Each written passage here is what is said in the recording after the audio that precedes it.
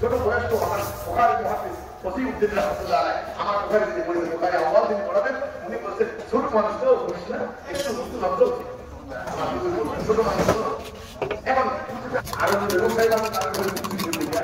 আমার ঘর পাশে কোন ধরে গেছেন থেকে আসলে পাইলাম না জায়গাটা পানি গেলাম জায়গাটা পানি গিয়ে দিকে পাইলাম না তারপরে চিন্তা করে গেলাম ধীরে ধীরে করে গেলাম কি হলো ঘটনাটাকে চিন্তা করতে করতে আস্তে আমাদের তারপর জানার মতো করে গেছে তখন দেখি মসজিদের নববীর কোরআন একটা মানুষ দোকানে হাত তুলে কি মনে মনে বলতে তার ঘুমায় ঘুমায় কারণ